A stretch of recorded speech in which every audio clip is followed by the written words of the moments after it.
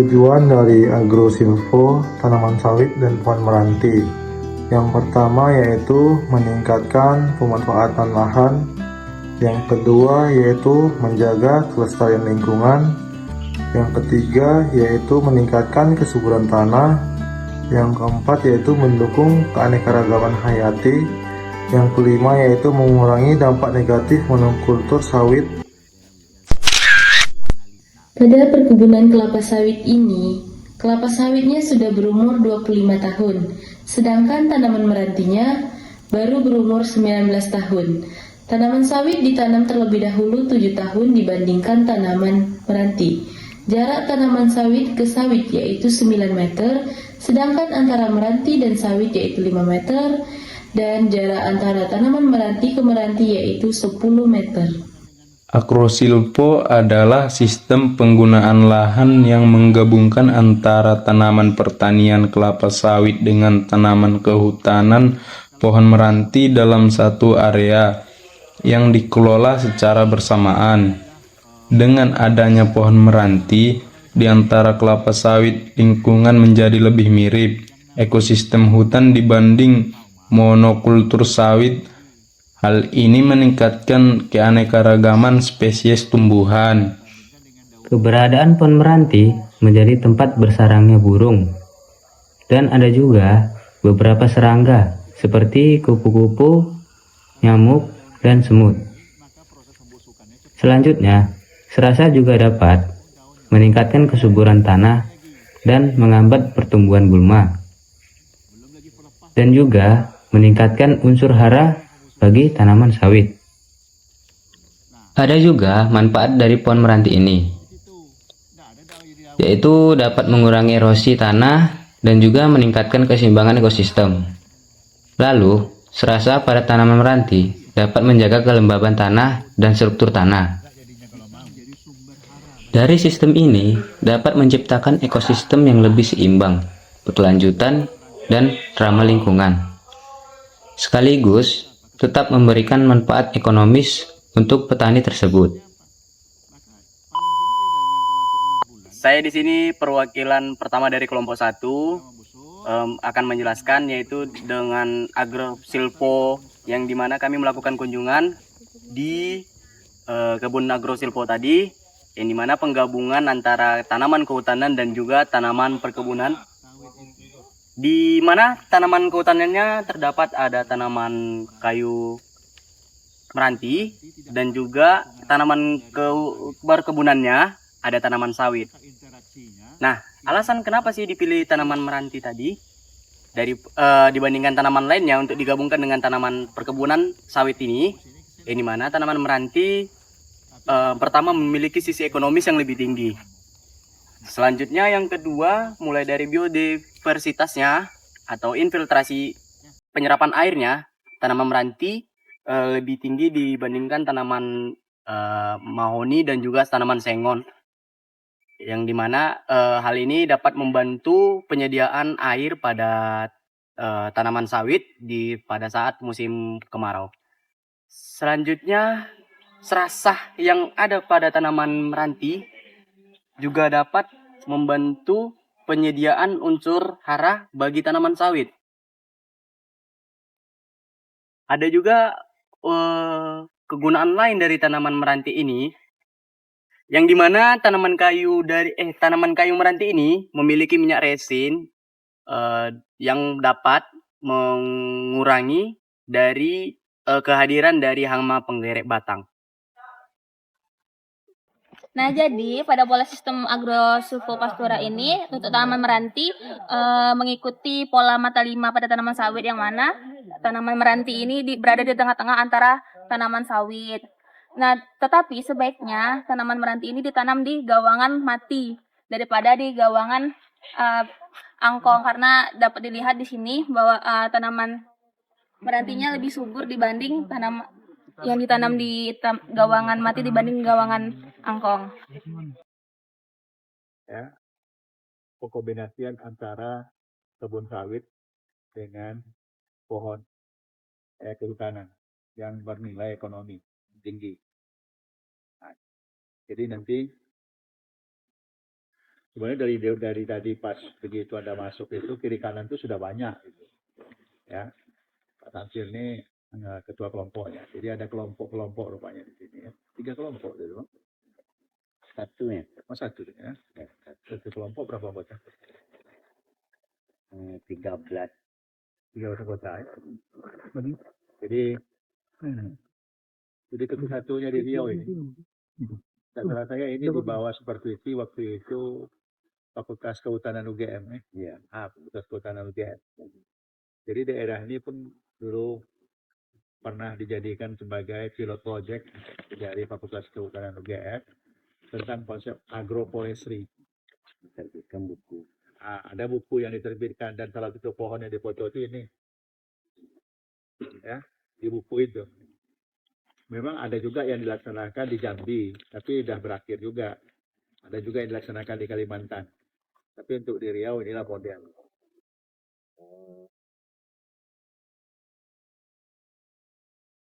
Kegiatan ini dilaksanakan 2006 sampai sekarang itu berkisar 20 tahun ya. 15 tahun. 19 tahun.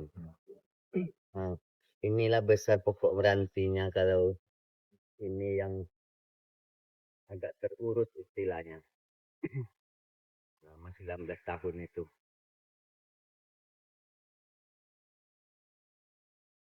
Jadi pertama waktu ini kedatang dibantu bibit oleh BPDAS waktu itu. Jadi untuk seandainya nanti sudah replanting dan pada umur sawit sudah 7 tahun kemudian, ini untuk sistem penanamannya tetap di Pasar Mati dan Pasar Angkong atau di Pasar Mati aja, Pak? Ini saya jawab ya. Ini kalau saya punya kebijakan ya mungkin karena udah pengalaman saya di situ mungkin di Pasar Mati aja lah. Biarlah tanaman ini dulunya 100, saya beri saya potong 2 aja 50 aja cukup saya itu. Tapi dia kondisinya ini minta seperti ini kan. Untuk apa kalau kita punya tanaman 100 tapi 50 cuma sebesar ini. Seperti itu. Nah, kan jadinya saya misalnya contoh 100 ya tanaman meranti ini dalam per hektarnya saya akan kurangi jadi setengah. Nah, seperti itu. Karena ada pengalaman ini apa ini. Jadi pasar bersih kan nggak ada yang nutup pangkal ini, dia pertumbuhannya kurang. Mungkin karena terbiasa di dalam hutan belantara itu, mungkin dia jadi budaya, jadinya karakter jadinya kan. Apanya harus tertutup. Apanya pangkalnya. Dan pokok. Nah, seperti itu. Tapi kalau mau nanti kalau kita apa kan bisa kita nutupi satu persatu batang, ya bisa ditanami mata 5 semua ya bang. Ya. Tapi karena apa ini kalau kurang mau kita merawatnya, nah misalnya kita ambil potong itu, kita tutup. Tetap seperti itu dia itu. Bisa kita tanam 100 batang jadi per hektar.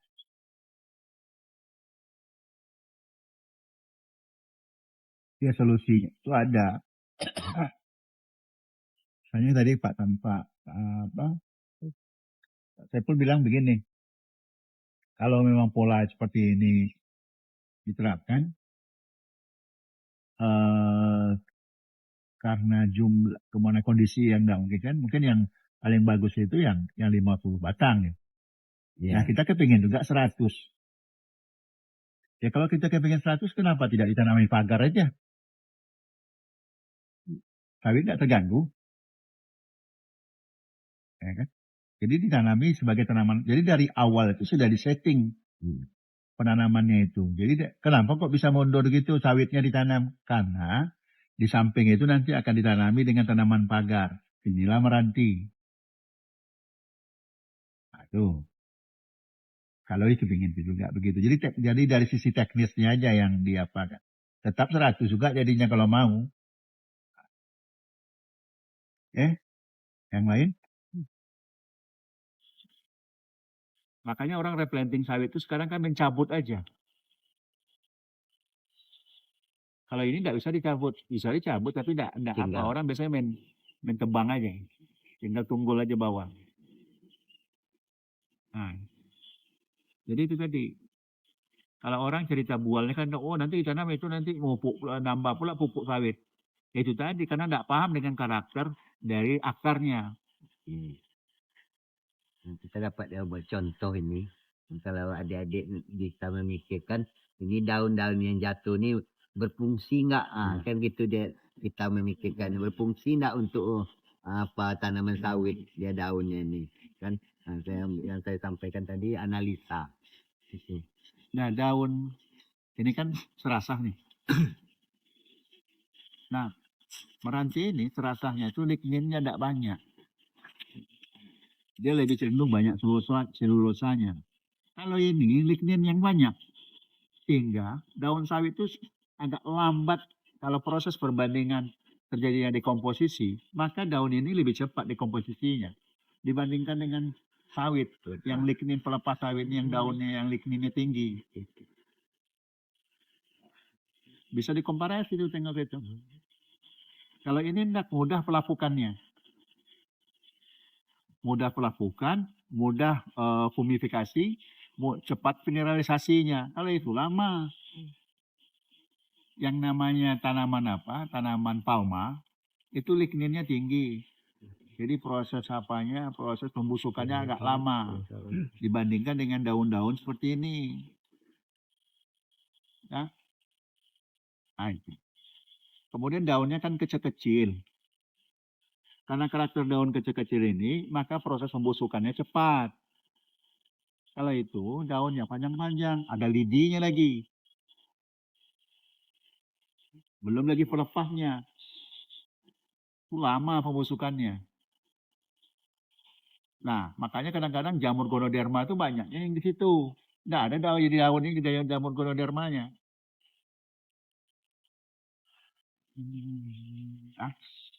Jadi sekalian daun ini bisa menjadi sumber hara bagi tanaman. Coba Anda tengok lentingan dari daun meranti itu sampai ke situ. Sampai ke apa? Ke sawit itu. Akibatnya apa? Maka paling tidak di dalam jangka waktu 6 bulan dia sudah membusuk. Sudah membusuk, kemudian mengalami proses humifikasi. Dalam 1 tahun setengah, ini sudah jadi mineral. Yang dari sawit. Artinya, sawit itu mendapat keuntungan dari keberadaan pohon meranti. Pohon meranti tidak mendapat keuntungan apapun dari pohon sawit. Maka interaksinya ini 0, itu plus. Maka meranti bilang, saya tumbuh sini, saya tidak nganggur lu. Tapi saya ada di sini, nih saya kasihkan hara samamu. Kalau ini enggak. Ya. Orang yang tidak paham. Ya. Untuk apa kalau kita punya tanaman 100 tapi 50 cuma sebesar ini atau sebesar itu. Nah, kan jadinya saya misalnya contoh 100 ya tanaman meranti ini dalam per hektarnya saya akan kurangi jadi setengah. Nah, seperti itu karena ada pengalaman ini apa ini. Jadi pasar bersih kan nggak ada yang nutup pangkal ini dia pertumbuhannya kurang. Mungkin karena terbiasa di dalam hutan belantara itu, mungkin udah jadi budaya jadinya, karakter jadinya kan. Rupanya harus tertutup pangkalnya. Dan pokoknya. Seperti itu. Tapi kalau mau nanti kalau kita apa kan bisa kita nutupi satu persatu. Kalau pandangan umum dia berpengaruh, tapi bagi kami tidak merasakan ada pengaruh produksinya. Mungkin kalau pandangan awam dari luar mungkin mereka itu menganggap itu berpengaruh pada sawit. Malah terdapat kenaikan-kenaikan daripada itu nih. Ini kan belum kita kaji betul bagaimana apanya. Sebetulnya kalau sempat kita buang dahannya itu kan sawit nih, dahan yang kita tunas, dahan meranti ini sebetulnya tidak berpengaruh dia terhadap apa. Ini contohnya masih besar ke atas pohon apanya sawitnya kan, enggak bahasa sini enggak runcing dia. Ya.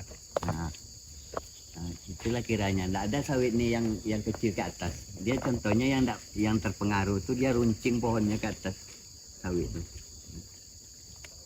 Gini, jadi kanopi dari pohon meranti ini pada prinsipnya tidak mengganggu. Sebenarnya kalau misalnya kayu itu diniatkan untuk kayu produksi, itu sebenarnya pekebun atau penanam itu harus memangkas. Jadi memangkas cabang. Jadi dari awal tuh jika cabang sudah ramai itu cabangnya dipangkas saja. Nah akhirnya cabangnya dipangkas, percabangan tidak banyak. Jadi cabang utama, percabangan bagian kanopi atas saja yang apa. Dan itu tidak melebar ke kiri ke kanan sehingga mengganggu sawit. Jadi artinya tidak menaungi sawit. Sawit ini kan tidak bisa dinaungi. Iya. Nah, jadi kalau kalian misalnya ingin menerapkan pola seperti ini, jadi begitu kalian tanam, ketika timbul percabangan, biasanya pada usia-usia 10 tahun itu, timbul cabang kiri kanannya itu dipapas cabangnya. Pertama juga membersihkan pohon, jadi pohonnya tegak lurus begitu. Kemudian kanopinya tidak melebar kemana-mana. Sebab model dari dari kayu meranti ini, itu percabangannya itu ke atas itu, dan dia cabangnya tidak besar. Jadi percabangannya itu tidak besar. Nah, yang lain?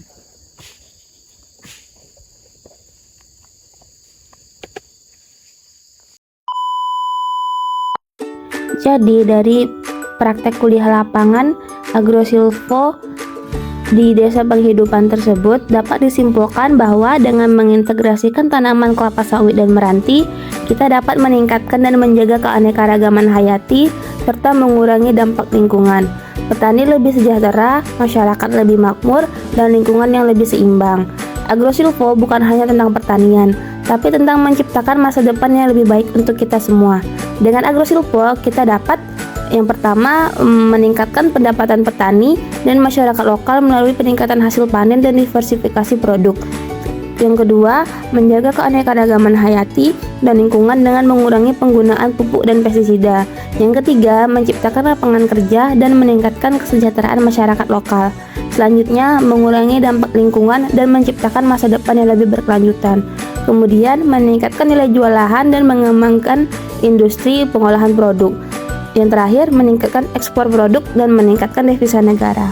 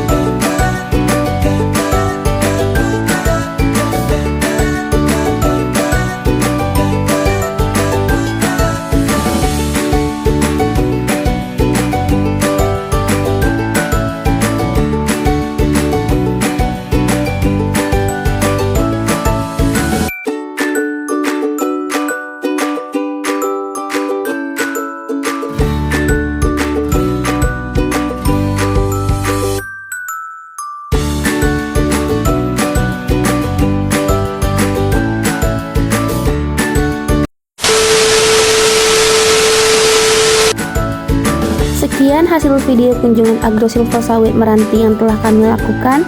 Terima kasih.